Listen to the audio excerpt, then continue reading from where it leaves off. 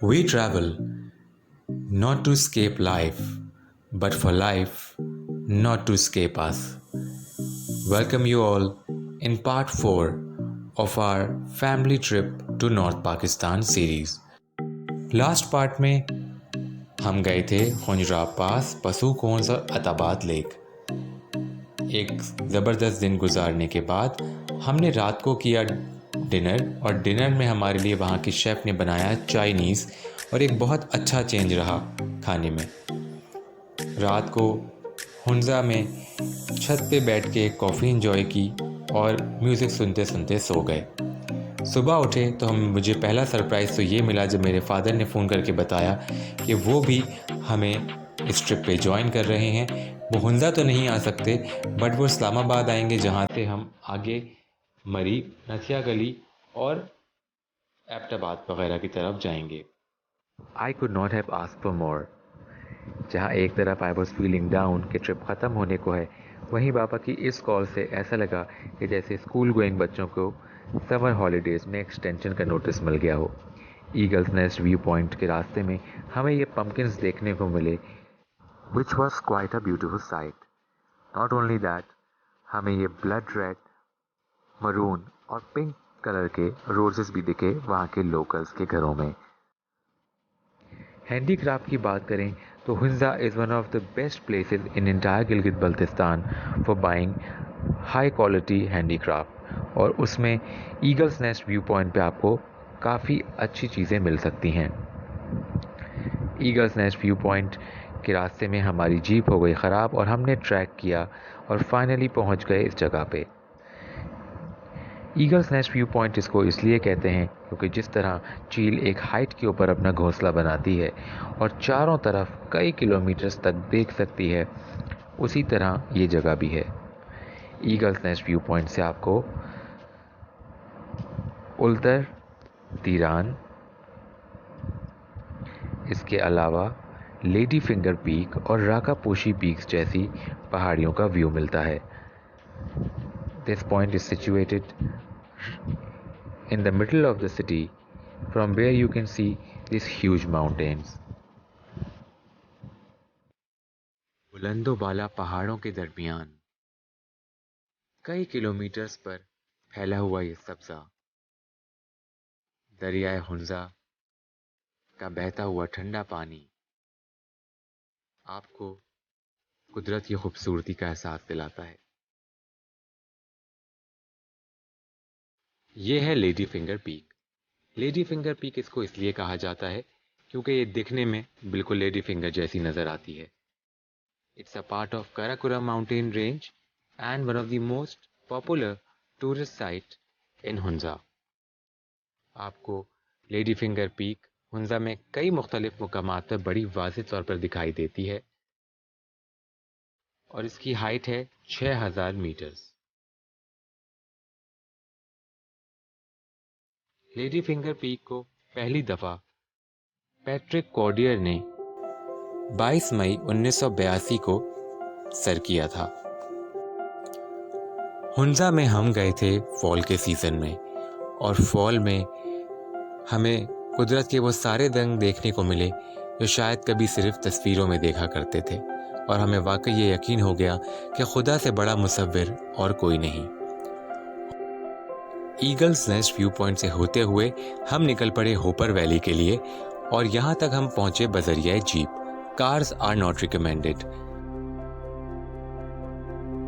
Hopper valley में कई नायाब किस्म के जेमस्टोन्स भी आपको मिलेंगे, और यहाँ से कई जेमस्टोन्स बाहर भी एक्सपोर्ट किए जाते हैं, जिसमें एक्वामरीन, टोपाज, क्वार्ट्स और रूबी के नाम काबिल ज़िक्र हैं।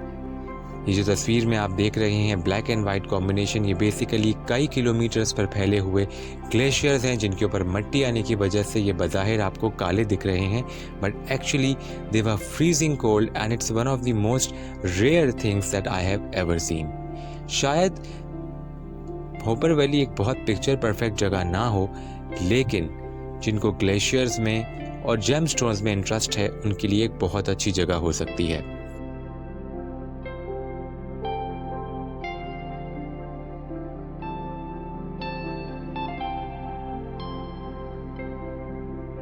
होपर वैली के रास्ते में हमने ये एक टिपिकल शॉट लेने की भी कोशिश करी, मगर इतनी अटेम्प्ट्स के बाद भी हम सक्सेसफुल नहीं हो सके। होपर वैली नगर वैली का पार्ट है जो कि नगर से तकरीबन 10 किलोमीटर के रास्ते पर वाक़े है।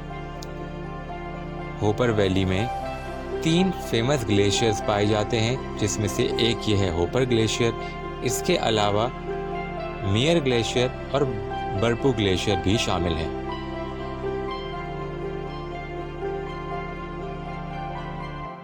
जेमस्टोन्स की बात करें तो इस शॉप पर हमें इतने ऑप्शंस मिले कि हमारे लिए चूज़ करना बहुत ही मुश्किल हो गया। ना सिर्फ ये गिलगती टोपियाँ भी हमने ख़रीदी जो कि हमें काफ़ी अट्रैक्ट कर रही थी सिंस डे 1 इन हुंजा। साल पुरानी ये जो ग्लेशियर टूटी है गोल्डन पीक और वो शाल्टर पीक और उल्टर पीक से, और ये आगे मूवमेंट करती है 8 सेंटीमीटर पर वीक के हिसाब से। इसको होपर ग्लेशियर भी कहा जाता है। 18 किलोमीटर इसकी लेंथ है, 1.5 किलोमीटर इसकी ब्रेड्थ है, और आगे इसके जो सामने नज़र आता है ये केपल पीक है। ये रकापोशी से अटैच्ड है।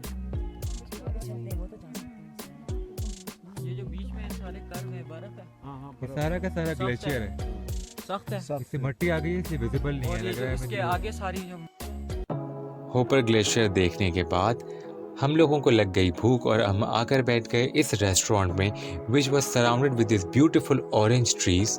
We also spotted few foreigners over there, जो कि आप देख सकते हैं बैकग्राउंड में। ये सारे यूरोप से आए हुए थे। Few of them were from Austria, Sweden, Norway, Australia. In fact one of them was Canadian too. तो ऐसा लगा कि इन बंच ऑफ पीपल में पूरी दुनिया के लोग हैं। होपर वैली में हमने शायद जगह से ज़्यादा कंपनी एंजॉय की, क्योंकि ये पहली जगह थी जहाँ पे हमें अच्छा खासा टाइम मिला और हम लोग बैठकर आराम से गपशप लगाते रहे।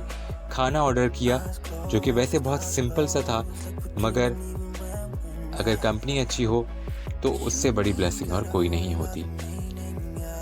हम लोग लेट नाइट पहुंच गए चिलास, और चिलास तक पहुंचना भी इतना आसान नहीं था क्योंकि हमें दयामीर के इलाके में रोक दिया गया, और उसकी भी वजह ये थी कि वहाँ पर सिक्योरिटी कंसर्न से और 7 बजे से पहले आपको उस चेक पोस्ट को क्रॉस करना होता है, वरना आपको वो वापस भी भेज सकते हैं। बहरहाल परमिशन वगैरह अरेंज कराकर 1 घंटा फंसे रहने के बाद हम फाइनली चिलास पहुँचे और रात को डिनर करने के बाद सो गए और सुबह में इस्लामाबाद के लिए अपने वापसी का सफ़र शुरू किया।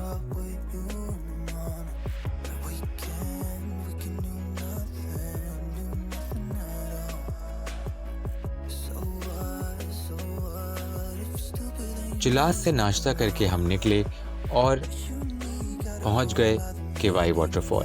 हमने पहले ही डिसाइड कर लिया था कि हम लंच करेंगे किवाई पे, और वहीं पे वहाँ के लोकल ने मुझे चैलेंज किया कि आप ट्राउट फिश को हाथ से ग्रिप करके दिखाएं। Trust me, it was next to impossible क्योंकि ये बहुत ही स्लिपरी होती है। खाने में हमने मंगवाए पकौड़े, माश की दाल और सब्ज़ी। ये सादा सा खाना भी इस जगह की खूबसूरती की वजह से बहुत ही मज़ेदार महसूस हो रहा था। खाना खाने के बाद फ़ोटो सेशन किया और एक अच्छा टाइम स्पेंड करने के बाद हम निकल पड़े इस्लामाबाद के लिए। ये हमारे ट्रिप का आखिरी स्टॉप ओवर था, मगर अभी ट्रिप ख़त्म नहीं हुआ, बल्कि यूँ कहिए कि एक्चुअल फैमिली ट्रिप तो अब शुरू होगा नेक्स्ट पार्ट से। अपने तमाम साथियों को अलविदा कहते हुए हम पहुँच गए इस्लामाबाद, और वहीं से हमने शुरुआत की अपने आगे के सफ़र की। Don't forget to subscribe my channel.